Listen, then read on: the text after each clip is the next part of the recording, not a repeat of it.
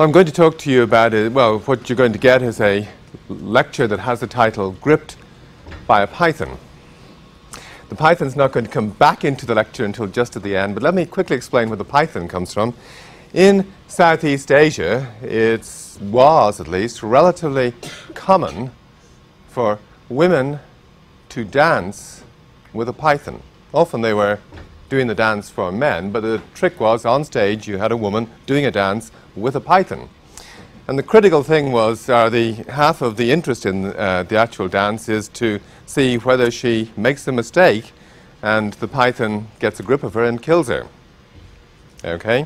Now, pythons get a grip of you and kill you if they can grip with their tail onto something firm. Then they can squeeze the life out of whoever they're wrapped around. But if they don't have their tail gripped to anything, well, you can hold a python around your body and that's fine. You can do a dance. Clearly, the pharmaceutical companies in this instance are the python, and we're the women doing the dance. And the question is, what's the point at which the pharmaceutical companies get a grip in a way that can squeeze the life out of universities? This is all about your experience. Let me quickly explain. This is a woman here who's clearly got nervous problems. It could be any of you, it could be me or whatever. And the issue is all about the nervous problems you each could have and how you're going to understand the problems you have and how someone like me might try and treat you. Okay? It's all about how you understand yourselves and the power of pharmaceutical companies not just to fund universities, but to shape how you understand yourselves. The issue of academic freedom isn't about pharmaceutical company funding to universities or corporation funding to universities. It's much more about something like how you actually understand yourselves. And I'm going to hopefully leave you with the impression at the end that pharmaceutical companies actually do an awful lot more to create the you that you think is you than you know. And I'm going to show you how they do it.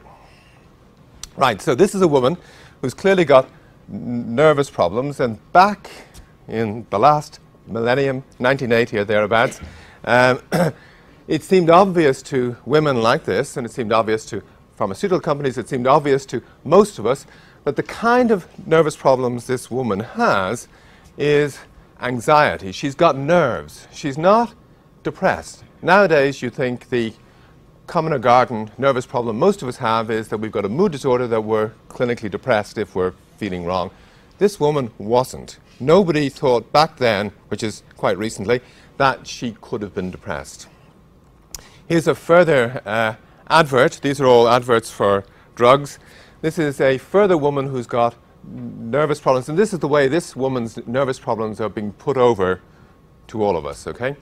These are adverts for tranquilizers, for benzodiazepine tranquilizers. Now, one of the things you must not get out of this talk is any idea that I'm saying that these problems aren't real, that these people don't have a real problem. I'm not saying that. I'm saying the problems are real and there's a large biological input to the problems. The illnesses or the problems are not being created by pharmaceutical companies.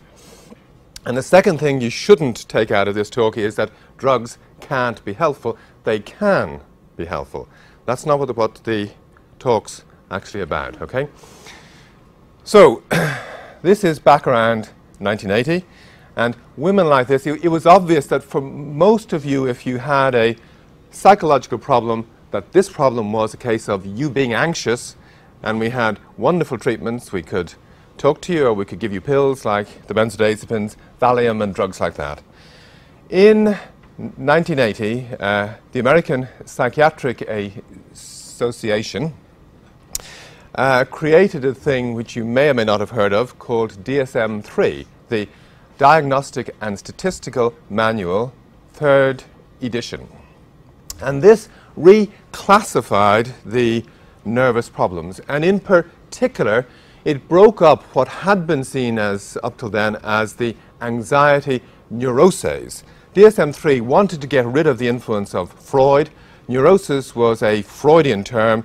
They got rid of the word and broke the anxiety neuroses up into a bunch of anxiety disorders. Here's one of them. This is an advert for Upjohn's pill Xanax being marketed, which you actually can't see here all that clearly, but it's being marketed for panic disorder. Panic attacks, panic disorder was one of the new creations from DSM-3. We did not have it before 1980. Okay? Now, we didn't get this pill in the UK at all because the NHS weren't actually prepared to pay for it, so we didn't get the pill at all. Nevertheless, this advert here is somewhere around 1985. By 1989 or thereabouts, by the end of the 80s, people coming in to see me would say, "Doctor, I think I've got panic attacks." Now, this word has only appeared a few years beforehand. People are saying to me when they come in to talk about the nervous problems they've got, that they've got panic attacks. Okay? How does this happen? Well, Upjohn have marketed panic attacks, not alprazolam. It's a thing you'll have seen if you get direct-to-consumer adverts on TV. You'll have recently seen Lilly market bipolar disorder. You see these adverts with a woman who's going high and low and things like that, and they let you know all about the illness, and the pill isn't mentioned anywhere. They're marketing the illness. Well, Upjohn were really one of the first firms to do this, and panic attacks were the thing they did it with.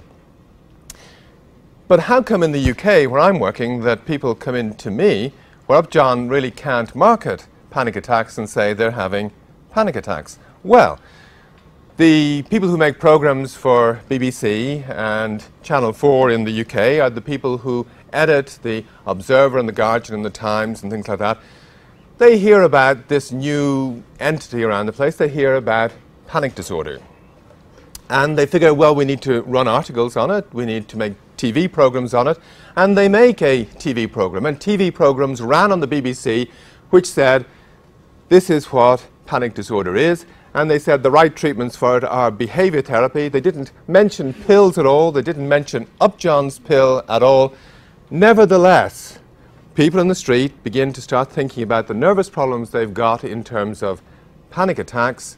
And Upjohn laugh all the way to the bank, because even though the BBC program says, you know, you should use behavior therapy, they know, Upjohn know, that simply by virtue of the fact that people start talking in terms of the problems, no, talking about the problems in terms of panic attacks, that I'm going to be more conditioned to giving their pill, or other people worldwide where they can give the pill are going to reach for the Upjohn pill.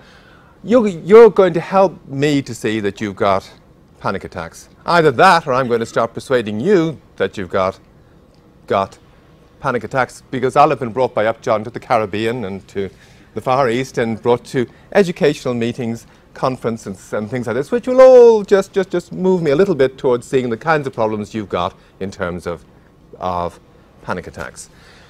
What you're seeing here is not just pharmaceutical company funding of research and educational meetings and things like that, but you're seeing a form of leverage where a certain amount of pharmaceutical company money within the academic domain levers huge changes that go out into the cultural air we breathe, into the media outside the university and things like that. Editors want to tell news stories. This has become a news story. This is social phobia. It fell to GlaxoSmithKline, who market Paxil, to help educate people that their shyness and introversion and nerves might actually be social phobia, right? This is one of the other entities that comes into being with DSM-3. Previously, you'd just have been anxious. Now the chances are you could be socially phobic. Roche, who made a pill called moclobemide, thought they were going to be the people to educate you about social phobia. And here you see a book produced by the World Psychiatric Association, that's WPA there, as you see. And Roche have commissioned 100,000 copies of this book, which are going to be distributed to people like me to help me recognize when you're actually showing features of social phobia. And even if I don't believe it, well, it's just going to make me a little more inclined to treat you with meclobamide, they thought. And there's books, if you go into health food bookstores these days, on the bookshelves, there's books about shyness and things like that. And even if they don't say you should use pills, even if they say you shouldn't ever use a pill, the simple fact that you start talking about being shy rather than being anxious, socially phobic rather than being anxious, means that when you actually come in to see me, I'm going to be pushed a little bit closer to giving you Roche's pill, as they hoped, which didn't happen, or SmithKline's Paxil. And this is Zoloft. Pfizer have a license for PTSD. I'm sure most of you have heard of PTSD. You've all heard of it, I'm sure. You all probably believe it exists.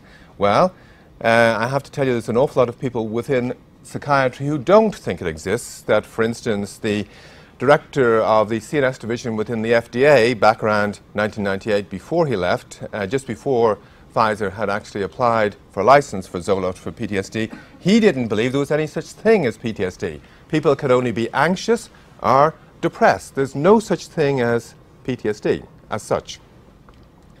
We're going to come back to PTSD though. So this is actually, DSM-3 didn't do what they did for pharmaceutical companies.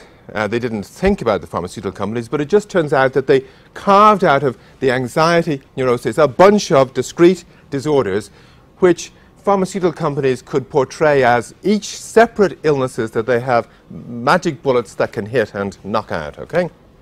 And this all looked great, and everybody still thought you were all anxious, okay? Not quite the same kind of anxiety, but all anxious, until this happened. The benzodiazepines had been the perfect treatment for people who are anxious, but in the mid-1980s we became increasingly concerned about people being physically dependent on the benzodiazepines. We had a crisis of tranquilizer dependence. And this meant that pharmaceutical companies which previously hadn't been interested in antidepressants all of a sudden became interested in the idea of antidepressants. There was a new group of drugs beginning to come on stream, which were drugs active on the serotonin system. The first of these was buspirone, which, not quite the first, but the first for my purposes was buspirone, which was marketed as a non-dependence-producing tranquilizer. It flopped. The industry realized that even though drugs like Paxil and Prozac were really better for anxiety than for depression, that they could not market pills for anxiety anymore. These drugs were going to have to be antidepressants. You think Prozac was made by God as an antidepressant? Think again. You don't believe me? Well, here's an article I wrote 12 years ago now saying just this. This is what's happening. As this group of drugs came onto the market before Zoloft and Paxil were on the market, it was very, very obvious what way things were actually going. So what you're hearing now is not something controversial or radical or new. This was many years ago. Let me persuade you, or try to persuade you a little bit like this. This is Japan, where Prozac is not on the market. Where the first SSRI to hit the market was Luvox in 1999 for obsessive-compulsive disorder, another of the anxiety disorders carved out by DSM-3. The second was Paxil, which hits the Japanese market for social phobia, not for depression. Okay? The Japanese have not had the epidemic of depression that we've had here. Are we right? Are they right? What's going on? Well, here is the most powerful department of epidemiology in the universe, much more powerful than any university department. This is IMS Health, who work to the pharmaceutical companies and who really know what every doctor in the world, whether in Pakistan, Afghanistan, the United States, Canada, France, the UK, what we're all prescribing. To who and for what? IMS have the epidemiology on it. And here's some figures from the US. Unfortunately, I don't have Canadian figures, but what you see here is in the red dots. Look at the red dots and look at the green dots. The green dots give you the sales of tranquilizers through the 1990s. They stay relatively flat in the US, and if you want to pick me up on afterwards on why that is, we can chase it. The red dots you see at the start of the 1990s, there's much fewer antidepressants being sold than tranquilizers, but through the 1990s, sales of antidepressants increase and cross over sales of the tranquilizers and end up much, much higher than sales of the tranquilizers. Here's an even clearer image from the UK. The green dots are now blue dots. The sales of tranquilizers here go all the way back to 1980, and you see they begin to fall during the mid-80s and drop down, and sales of the antidepressants have really been at rates of less than half, less than a third of the sales of the tranquilizers through the 80s, and remain flat for most of the 80s before they begin to pick up and cross over sales of the tranquilizers. Overall, the same volume of pills is being sold. It's not that more people are actually becoming depressed and less people are becoming anxious. What's happening is we're changing cases of anxiety into cases of depression. We're converting cases of Valium into cases of Prozac. But it's only happening in this part of the world. There's Japan. The green dots show you the sales of the tranquilizers. The red dots show you the sales of the antidepressants. And you see antidepressants just don't sell in Japan. The tranquilizers sell wonderfully, and they didn't fall. The Japanese did not have a benzodiazepine crisis, and they haven't all become depressed as a consequence the way we did. And what way has the rest of the world gone? Well, here's South America, and it's gone exactly the same way as Japan. And I can show you Pakistan and a range of other countries, and the rest of the world follows the Japanese model, not the North American UK model. We're the odd ones out here. Let me skip that. Let me show you it a slightly different way. This is Lilly's advert for a tranquilizer during the 1960s. A relatively young woman whose life has been made much, much better by Lilly's tranquilizer. This is the average kind of nervous problem that we all are at risk of having. The next advert is going to show you Lilly's antidepressant during the 1960s to give you an image of how different things really looked. And here it is. Very few of you in this room were prone to that illness. It was an illness of older people. It was much rarer. It might land you up in hospital, and it might land you up with treatment with ECT. The previous condition wouldn't. It's a very different kind of condition. Okay? Now, if I'm right, what you should see is adverts for the SSRI antidepressants morphing this woman back into a much younger woman, much more like the woman who was given tranquilizers. And here's Lilly's antidepressant during the 1990s. Okay? And this is a Luvox advert. We call it Favorin in the UK. And you see it's a much younger woman. And here's a Paxil woman during the 1990s. And here's Surzone, Bristol Myers Squibb Dutonin, as we call it, a much younger woman again. By the middle of the 1990s, if any of you have a nervous problem, you're coming into me and you're saying, "Doctor, I've got a problem with my moods." And I say, "Yes." And they say, "Yes, I feel awfully bad actually, I made a mistake earlier. I'll have to tell you what the mistake is." When people in the end of the 80s came into me and said they had panic attacks, I'd say to them, "How long did these last?" Okay? And they'd say to me, "Well, I can feel awfully anxious and awfully bad, etc., for half an hour to an hour or two, and then maybe it'll clear up." This is not a panic attack. Panic attacks last for 30 seconds. They're extremely bad for a very short period of time. They don't last for half an hour, they don't last for an hour or two, okay? Anxiety, tension, stress lasts for 2 or 3 hours.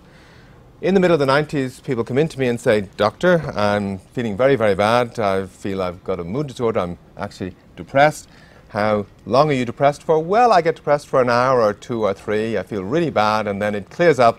But I'll then, later again in the day, or maybe the next day, feel that bad again." This is not depression. This is, whether it's properly called being anxious or not, I'm not sure, but it's not depression. It's the same complaint that at one point you said was you were feeling anxious, and then you start saying it's panic attacks, then you start saying it's a mood problem. You talk about problems with your mood.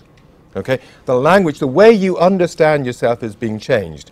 Now, what the lecture is all about is how pharmaceutical companies do that, but let's, just before we go on to that, just to show you I'm not entirely sexist, this is Lilly's advert for an antidepressant in the 1960s. This is the husband of the woman you saw before.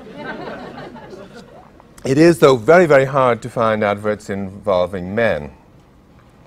But, so this is the front page of the G2 section of The Guardian newspaper in the UK, Britain's leading liberal broadsheet, where on the inside the author is talking about the British having become a low serotonin people. We're all more depressed. You now understand, of course, what happened to the empire. But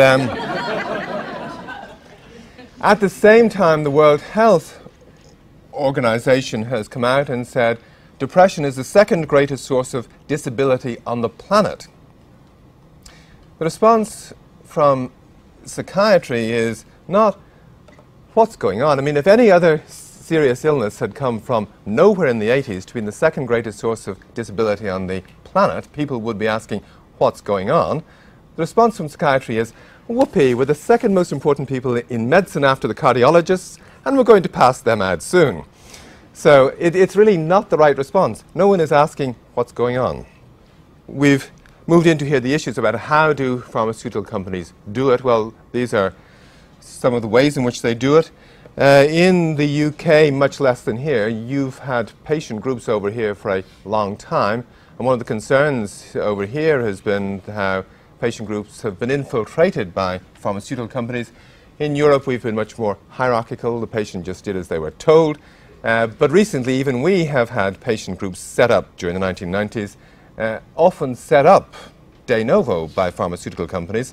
And this is a meeting in 1996 that I could have gone to down in London if I'd been prepared to part with something like Canadian dollars, 2,000 Canadian dollars or thereabouts for the day. And I'd have heard from people from Lilly and Merck and Pfizer and elsewhere on how to set up patient groups and how this helps move the product. Pharmaceutical companies are aware that one of the biggest forces these days is patients not being happy to take older, cheaper pills because they think the newer, more expensive ones must be better. And if the health system is saying, no, you can't have these new ones, they're much too costly, one of the political levers in the system is the patient lobby group saying, hey, no, we're not going to be disadvantaged here. I've been looking this way the whole time. I should keep you guys in focus as well. This is the Hastings Center reports, which is a bioethical journal that some of you may have seen. It's one of the leading bioethical journals in the world. Some years ago, 2.5 years ago, it had a series of articles on Prozac. Two of the articles are talking about the issue, are saying that, look, if people are feeling alienated and all wrong, but they're not classically, clinically depressed, it's still no harm to treat them with Prozac. If it works, where's the problem? Two of the other articles are saying, well, no, this isn't a good idea. If people are feeling alienated, you shouldn't try and give them pills to make them feel okay. Maybe they need to change the political system. And the fifth article by me is saying, well, look, wake up and smell the coffee. This is all about Lilly's share price. It's not quite put like that. And often within the marketing of Psychopharm, that what's been marketed are illnesses rather than pills, that an awful lot of the marketing involves the ghostwriting of articles and a range of things like that. It turns out that I may have been a little closer to the mark than I thought. Lilly were the biggest single funders, as I understood it at least, of the Hastings Centre. And we found out, or I found out, because they withdrew their funding because of this article. Okay? The Hastings Centre had the article re-reviewed, and one of the re-reviewers said, well, yes, there are certain problems with what Dr. Healy is saying. The biggest problem is he's not going far enough. But okay. This is another book, Prozac Backlash. But no, just, I mean, the point here is pharmaceutical company funding of major journals, even bioethical journals that don't carry any adverts at all, may compromise what the journal's prepared to take. Here's Prozac Backlash, which is a book on how this SSRI group of drugs can cause problems. We aren't going to go into the book at all, whether it's right or wrong on any of the things they claim. Joseph Glenmullen goes on to say we really should be treating nervous problems with psychotherapy rather than pills, and I don't think he's right on that. I wouldn't buy into that all that easily. But that's not the point. Look at this. All you need to look at really is the name of the university on the bottom. You don't need to read the review. You won't be able to read the review. This is a review of Prozac Backlash. This is another review of Prozac Backlash. This is another review of Prozac Backlash. And all these reviews say much the same thing, which is that Prozac and these other group of drugs are some of the best researched drugs in history, that the problems being caused by a book like Prozac Backlash is it's going to scare people like you away from having your pills, and the tragedy of all that is depression is a terribly serious illness, and you're going to commit suicide if we don't treat it. Okay? So those reviews came with a covering letter from Robert Schwadron to Newsday at much the same time as Prozac Backlash came out. And here's the letter from Robert Schwadron. I've highlighted the bit in black, which is the bit that appeals to me. We can arrange for interviews with spokespeople from Eli Lilly and Company, as well as with independent researchers from the medical community. Independent researchers from the medical community? It's nice. Okay.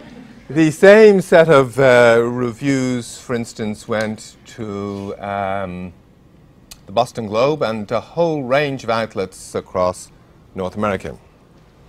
Robert Schwadron works for Chamberlain Communications Group, and here's the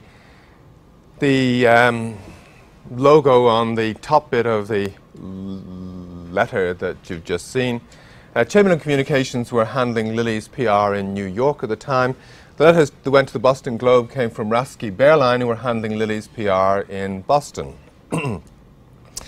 What you're seeing here is something very, very similar to what you can see in a book like this. There are two wonderful books by these two authors.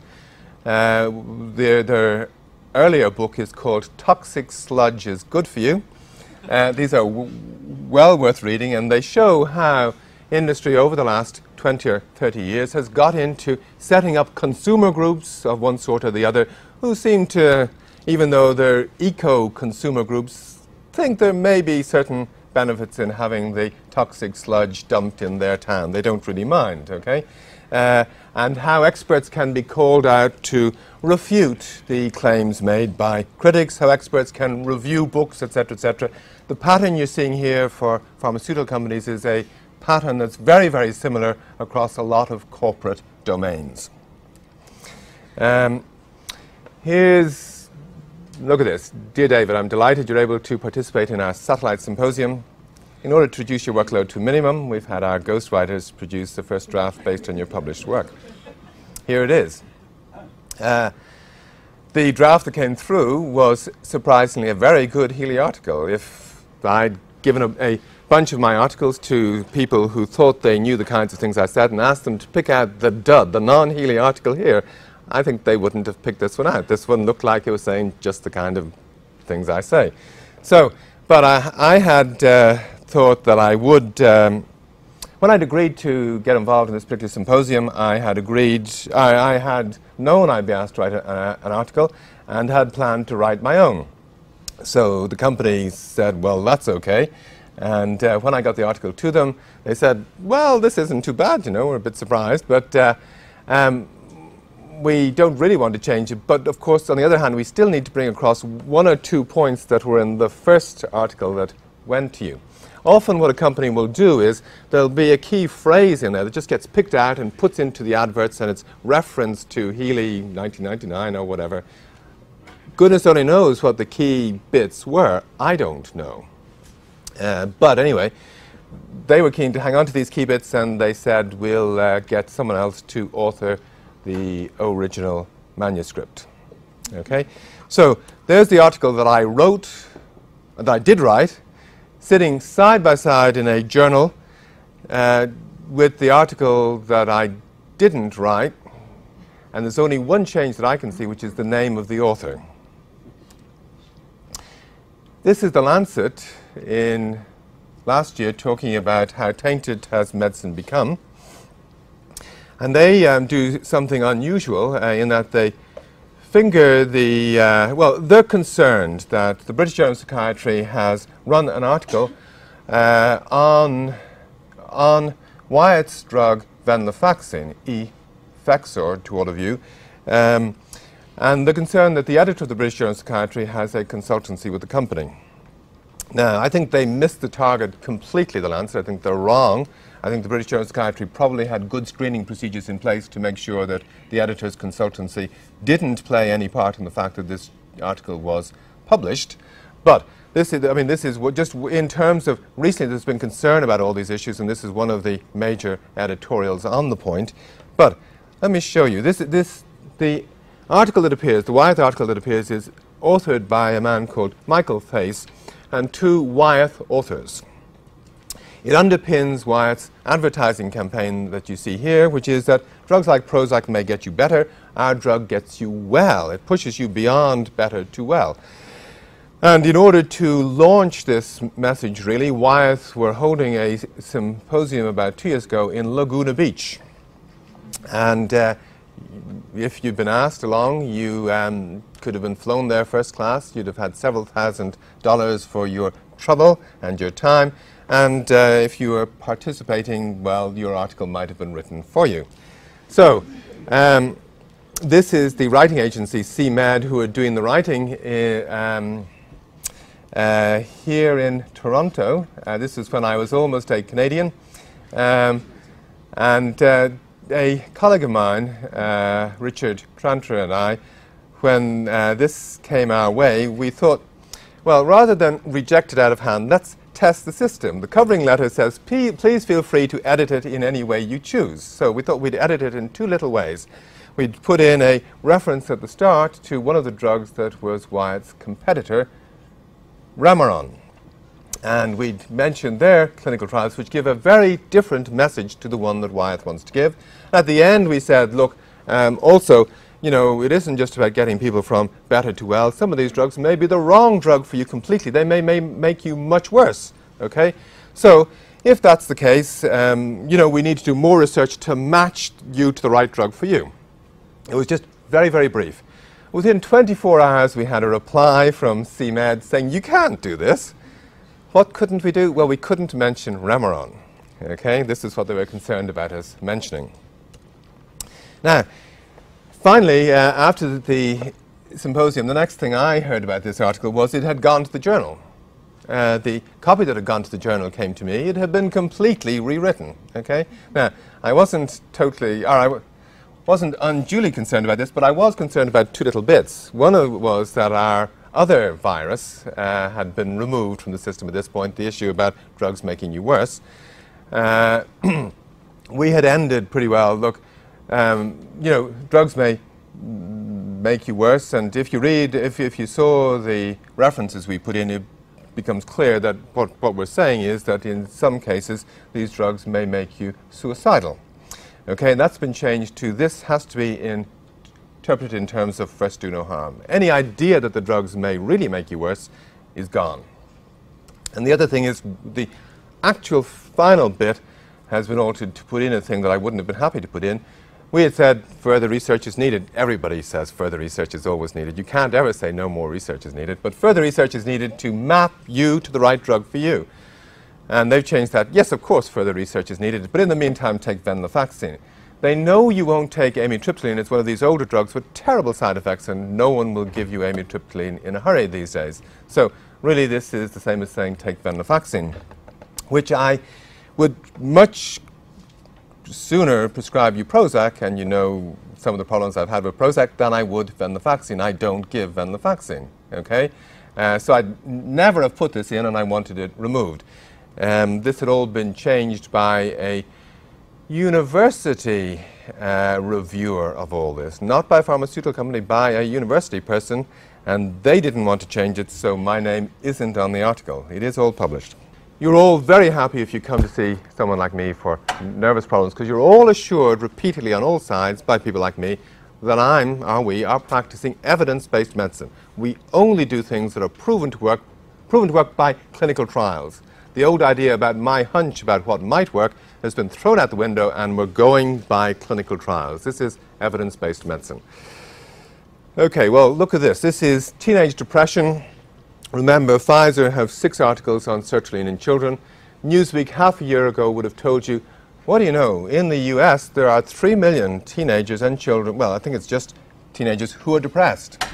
The implication of the article says we've now got wonderful treatments, the SSRIs, Prozac, Zoloft and Paxil.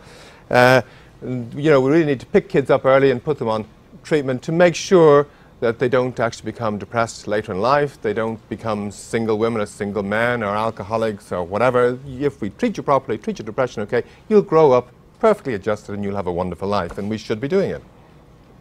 I think you can see the medicalization going on here very, very clearly, much more clearly almost than anywhere else in medicine. Look at this. This is quickly, you won't be able to look at, don't look too closely at this. Just this is a big table of figures. These are the trials on each of these drugs lodged with the FDA. We're just going to look at the top 2 groups of drugs, sertraline here, and that's Zoloft, and Paxil here. These are the figures that appear to be with the FDA. These are the figures that were published in archives of general psychiatry 2.5 years ago. These are the figures for Paxil, at least, that have appeared in a range of articles with some of the biggest names in the field on them, showing that there is no trouble. Paxil does not make you suicidal. Couldn't do. Okay, let me show you the figures again in bigger so you'll be able to see it. These are the Zoloft figures. And if you look at the figures, just the column on the right really makes it clearest, quickest. You see that people going on Zoloft in these clinical trials were lodged with the FDA 10 years ago or more to get Zoloft its license. People going on placebo were more likely to engage in a suicidal act than people going on Zoloft. Well, these are the actual figures with the FDA. And if you look at that, you get a little bit more worried. You see that actually people going on Zoloft were almost twice as likely to make a suicidal act or get involved in a suicidal act of one sort or the other than people going on placebo in these trials. Let's look at the Paxil figures. They are the figures with the FDA. These figures have come out with with authors who are the biggest names in the field, listed as being the authors, some of whom concede they have not seen the figures. And again, you wouldn't be too concerned about taking Paxil on the basis of this. You wouldn't think it's going to be particularly wonderful in terms of making you less suicidal, but you wouldn't be worried about it making you suicidal. Let me just quickly hop for a second. These are the first set of figures submitted to the FDA before the Prozac figures fuss blew up.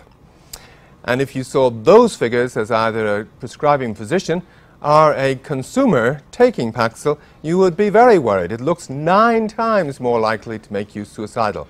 Is this statistically significant? Yes, it is.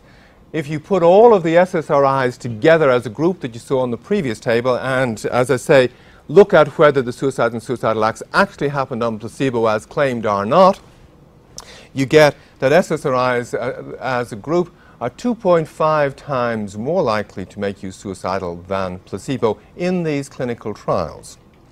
Okay? Now, why does that matter? Well, let's leave the... I've got things slightly out of sequence here. Yeah, okay. I'll just leave that there for a moment. I'm not going to talk to it. The point I'm going to make is this. They are the figures for Prozac, by the way. But the point I'm going to make... These are the German figures for Prozac. The point I'm going to make is this, that you saw the 6 articles on sertraline in children.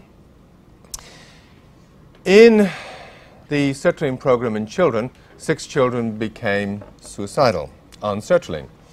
In the 44 children who are depressed who go on sertraline, 4 become suicidal.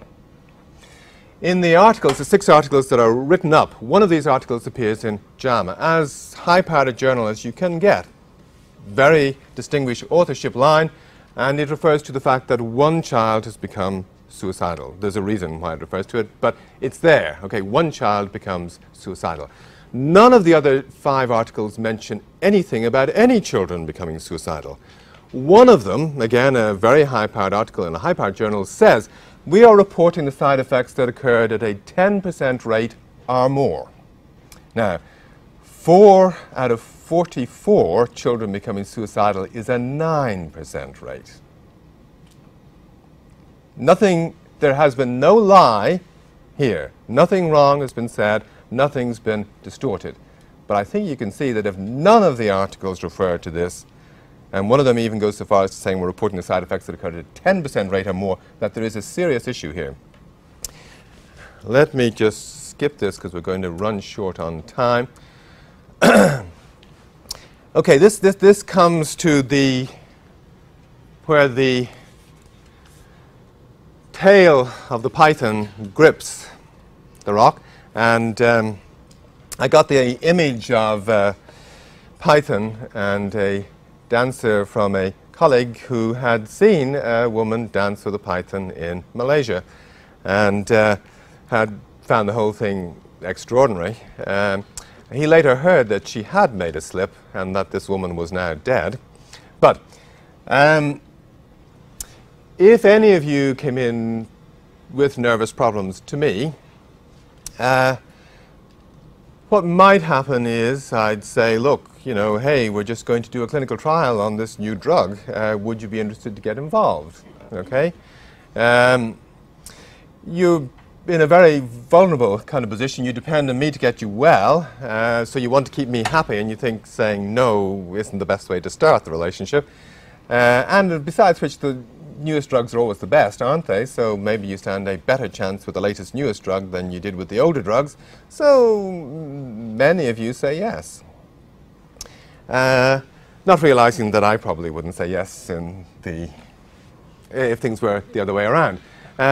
Pharmaceutical companies find out that their drugs are too hazardous. I mean, most of the drugs that get tested aren't marketed because they're too hazardous. How do companies find out they're too hazardous? Because they give them to you. You take them for free.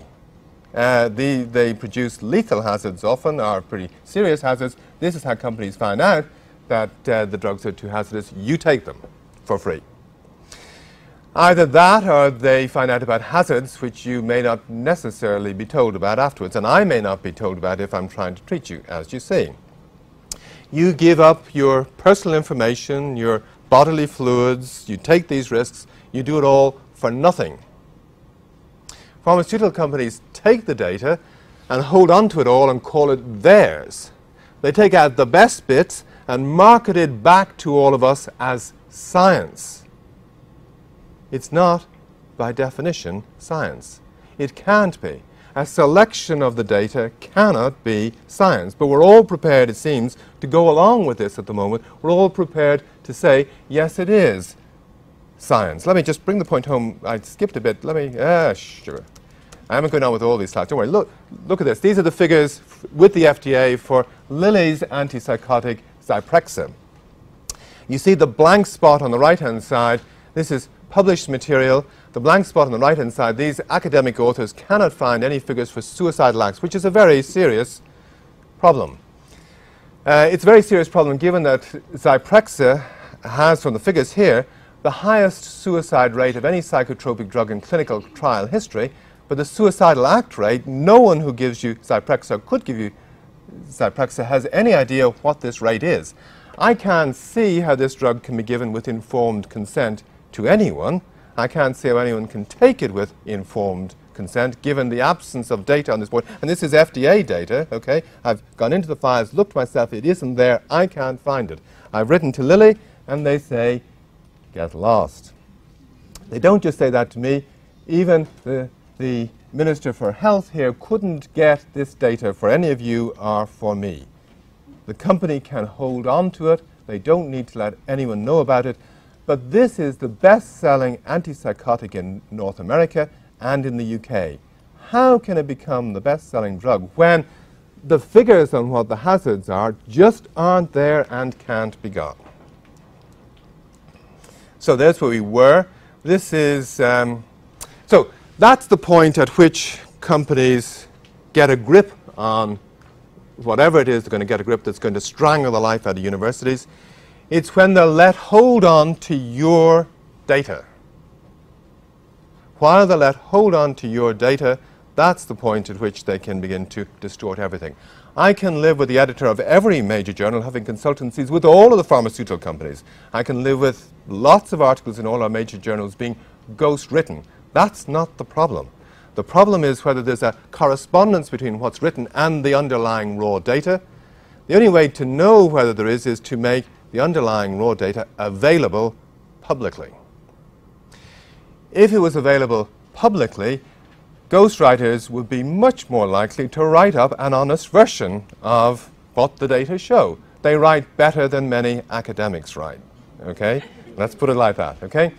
This is the key issue. When they're let hold on to your data, it's your data that comes out of publicly funded services. It comes out of publicly funded and educated people like me giving them the data. It's provided by the public system, but they privatize it and hold on to it and don't let anyone else see it and call it science. Just quickly to bring it home to you here, let's wrap up the story. This is 9/11. The pharmaceutical companies really wanted the SSRIs to be anxiolytics, not antidepressants. It was unfortunate that they had to detour through mood disorders, but it turned out to be surprisingly profitable. Here's an article which I'm sure you've seen loads of in the wake of 9/11. This is a few weeks afterwards. This is the Observer newspaper in the UK, a really very distinguished liberal broadsheet. And this is a 6-page article. This is the first bit of it. And it goes on how we're all anxious now. It talks about Wyatt's drug, venlafaxine, which has just got a license for generalized anxiety disorder. And it mentions venlafaxine repeatedly, and it gives you the criteria for generalized anxiety disorder. And when you read these, you all say, yes, I'm anxious. Maybe I need venlafaxine. Okay? Here's Wyatt with a little booklet hoping to educate GPs in the UK how to recognize anxiety. They're worried that we're so good at recognizing depression now that we won't be able to recognize when you guys are anxious. We'll miss it. This is a supplement to Time and Newsweek, a 6-page supplement, so it must have cost an awful lot of money, written by the medical director of the American Psychiatric Association, it seems, talking about how 19 million people in the US are depressed at any one point in time in any one year. 26 million people in the US are anxious, though, so it's a bigger problem than depression. And 50% of the US at this point in time have PTSD, he's saying. And we now, fortunately, have drugs like Zoloft for PTSD. It has, at this stage, got a license for PTSD. The former director of the CNS division of the FDA, who wouldn't have believed in the concept of PTSD, isn't with the FDA anymore. They have a license. And that article and the Wyatt material beforehand contain 2 important commercial messages. These little things that get slipped in that companies like. I'm going to show you what they are now in a minute. This is Paxil, which has got a license for PTSD and for GAD, Generalized Anxiety Disorder. Okay, this is PTSD, and here's a symposium GlaxoSmithKline are hosting. As you see, the skeleton of the Twin Towers there in the background. And here's the direct-to-consumer's advert in the Reader's Digest, talking about how we're all anxious now. We're going to go into the small print here, okay? And this is it. Hopefully you can see it. On the left there, the paragraph that starts says, Paxil, the most prescribed medication of its kind for generalized anxiety, works to correct the chemical imbalance believed to cause the disorder. What chemical imbalance is this? This is lowered serotonin. You thought lowered serotonin was what caused the British to lose the empire. Well, you know, they got depressed, they had lowered serotonin levels. It's not. Someone must have misled you. It never was. There is no lowering of serotonin in anyone who's depressed.